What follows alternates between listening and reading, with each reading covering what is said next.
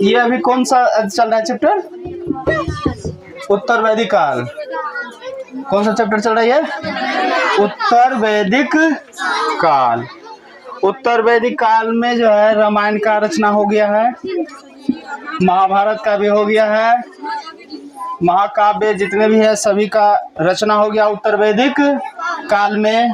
ठीक है, तो उसमें आया भारत के सभी दर्शनों में सांख्य दर्शन को सबसे अधिक प्राचीन है, मतलब प्राचीन है, मतलब प्राचीन माना गया है। दर्शन करने का मतलब है किसी भी चीज पर गहन विचार या गहन मंथन करना, उसको दर्शन कहा जाता है। जो शब्द में लॉजिक लगाकर शब्द को आगे पीछे घुमा फिरा कर उसको बनाना, उसको कहते हैं लॉजिक, यानी कि फिलोसफी, यानी कि दर्शन। फिलोसफी यानी कि दर्शन। तो इसमें मूल तत्वों की संख्या कितना बताया गया है? 25, जिसमें से प्रकृति को पहला तत्व का गिनती किया गया। प्रकृति का मतलब हमारे आस पड़ोस के जितने भी वस्तुएं हैं जिसे हम देख रहे हैं, मतलब जिसको हम महसूस कर पा रहे हैं, वे सभी किसके अंतर्गत आता है? प्रकृति के अंतर्गत आता है। और पीछे वाले ब्रेंच, वो पीछे वाले ब्रेंच काहे बदमाशी कर रही हो? निकलो उधर से, निकलो उधर से। पीछे वाला ब्रेंच बड़ा हल्ला कर रहा है, मारेंगे। पीछे लगा वाला हड्डी तोड़ तोड़ के मारेंगे। मने मन याद करो जिनका। तो प्रकृति को कितना नंबर का तत्व माना गया है? पहला तत्व। कहने का मतलब है कि तुम लोग ने तत्व को जाना होगा, जैसे हो गया मिट्टी हो गया, तेल हो गया, पानी हो गया, घी हो गया, शक्कर हो गया, ये सब के सब क्या है? तत्व। ठोस, द्रव और तत्व कितने प्रकार के प्रकृति विज्ञान में बताया गया है? 3 प्रकार के। कौन कौन? ठोस, द्रव और, है ना? तो उसमें जो है वो तत्व नहीं है, ये दूसरा तत्व है। और उसमें से प्रकृति को पहला तत्व गिनती किया गया है। क्लियर है? चलो अगला पॉइंट की तरफ ध्यान दो। गायत्री मंत्र का संबंध सावित्री सूर्य, मतलब सावित्री का मतलब होता है सूर्य। सूर्य जो हम लोगों के सामने में निकलता है, जिसके अभाव में हम लोग इतना स्वेटर वगैरह सब, जैकेट वगैरह सब, टोपी वगैरह सब लगा के बैठे हुए हैं ना। यदि सूर्य निकल जाता है तो क्या कर जाते हैं हम लोग? तुरंत खोल रहा है, गर्मी लग रहा है, कौन इतना कपड़ा पहनेगा। तब गर्मी में ना एक गंजी भी लगता है कि भारी हो गया है। नहीं, गर्मी के सीजन में है,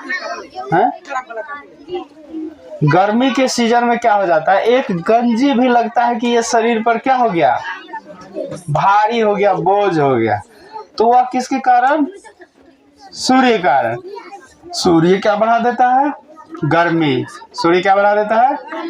जिसके कारण ऐसा होता है। तो गायत्री मंत्र का संबंध किससे है? सूर्य से। गायत्री मंत्र का संबंध किससे हो गया? सूर्य से।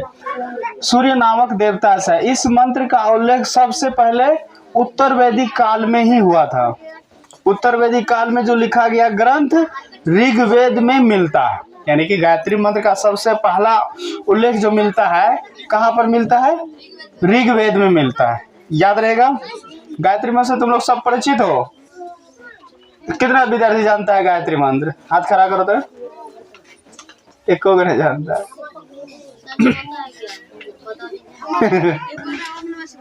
कोई नहीं जानता इसमें?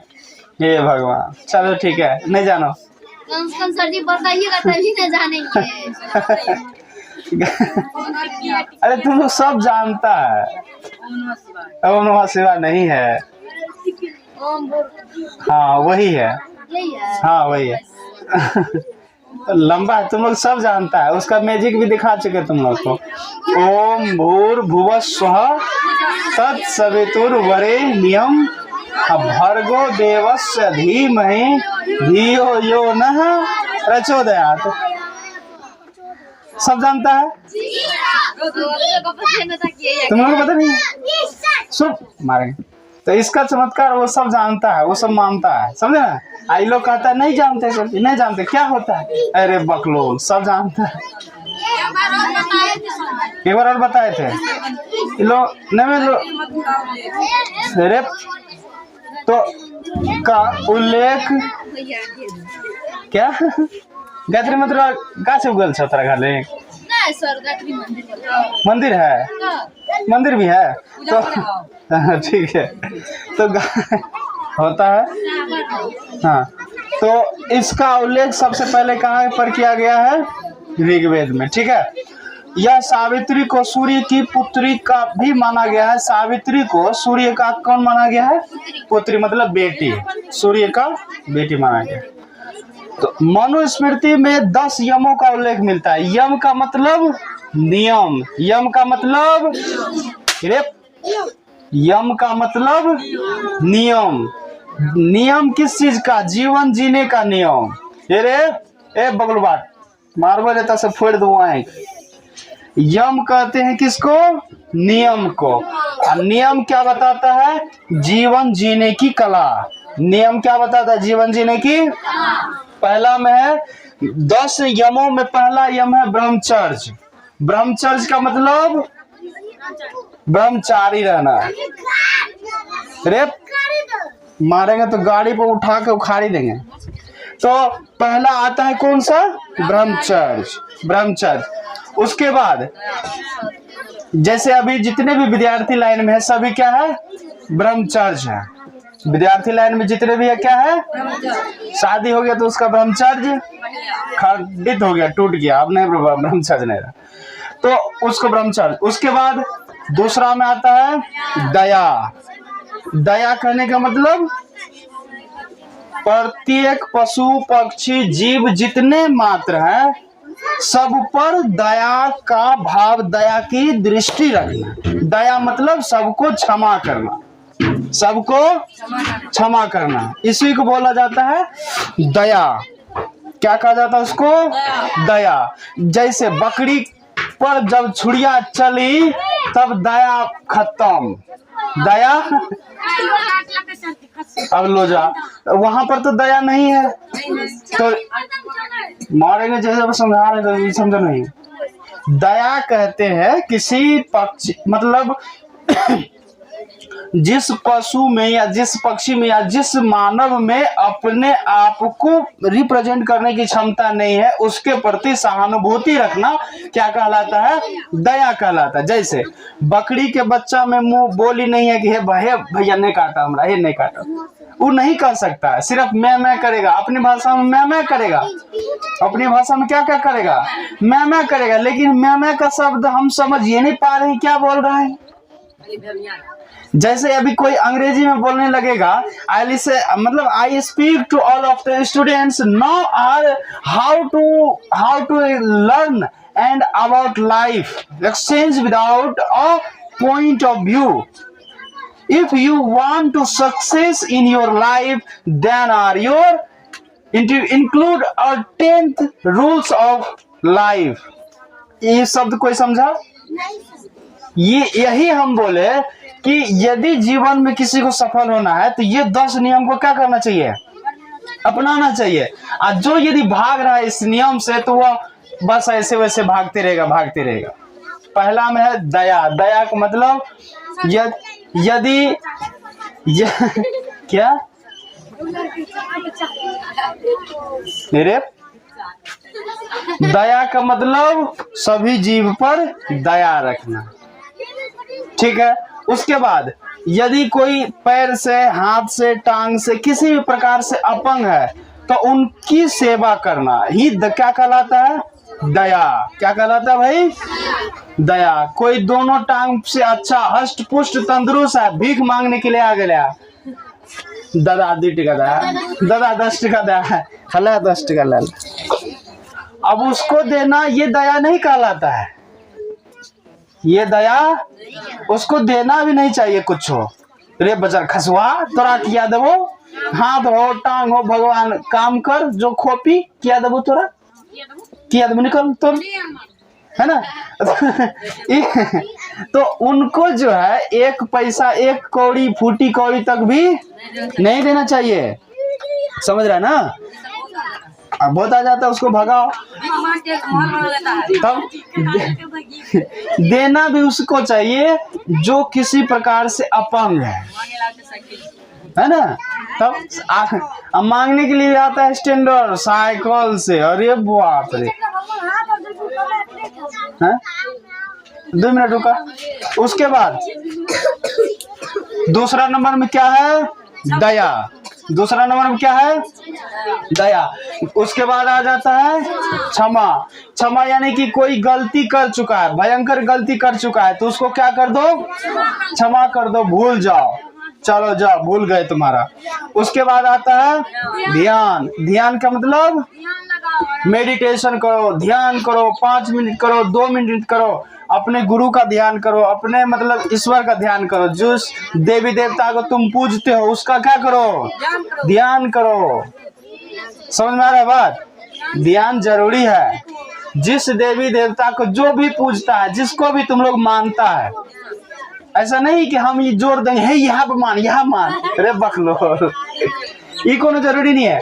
जिसको तुम मानते हो उसका तुम क्या करो? ध्यान करो। अपने इष्ट का क्या करो? ध्यान करो। ठीक है। उसके बाद सत्य। क्या करो? सत्य वचन, मतलब सत्य बोलना चाहिए। यदि कड़वा भी हो तो क्या बोलना चाहिए? सच बोलना चाहिए, चाहे उसको दुखी क्यों ना हो, लेकिन सच मालूम होना चाहिए। उसके बाद आता है नम्रता। रे ए लड़की इधर से पढ़ो ना, हम यहाँ पढ़ा रहे हैं, तो निम्रता पढ़ेगी, मारेंगे तो तुरंत छोड़ देंगे। हम बता रहे हैं यहाँ पर आम इमली पढ़ कर आएगी, कटहल हाँ पते नहीं सर जी, तो हमरा पढ़ले नहीं है, ई कथी लिखल है तो हमरा पते नहीं, कथी मारेंगे तो अभी यहाँ पर सबको बता रहे हैं तब तब दूसरा में है नम्रता। नम्रता मतलब अपने से बड़ों के सामने में हमेशा नम्र रहना चाहिए, मतलब लूज रहना चाहिए, मतलब झुक कर रहना चाहिए, मतलब उनके सामने में कड़े शब्दों में नहीं बोलना चाहिए, हर वक्त नम्रता के साथ में बोलना चाहिए। फिर उसके बाद आ जाता है अहिंसा। अहिंसा मतलब मारपीट लड़ाई झगड़ा से दूर रहना चाहिए। जहां पर लड़ाई झगड़ा हो रहा हो वहां से दूर हट जाना चाहिए। भाई हमको कोई जरूरी नहीं है ना। यदि कोई लड़ना भी चाहे तो उससे हमको लड़ना नहीं चाहिए, पीछे हट जाना चाहिए। तुम बोल लो भलो, हम जा रहे हैं अपना काम से। पकड़ में आ रही बात? तो इसको कहते हैं अहिंसा। उसके बाद आता है चोरी न करना। किसी भी प्रकार का जो भी छोटा छोटा चीज हो चोरी नहीं करना चाहिए। उसके बाद मधुर स्वभाव रहना चाहिए। स्वभाव कैसा रहना चाहिए? मधुर रहना चाहिए। मधुर मतलब सबके साथ हिल मिल करके प्रेम से रहना चाहिए, इसको कहा जाता है मधुर स्वभाव।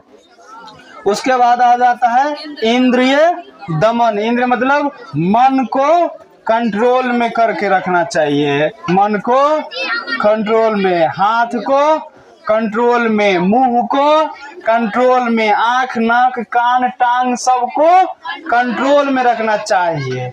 पकड़ में आ रहे बात? तो ये है 10 प्रकार के नियम यम। ठीक है।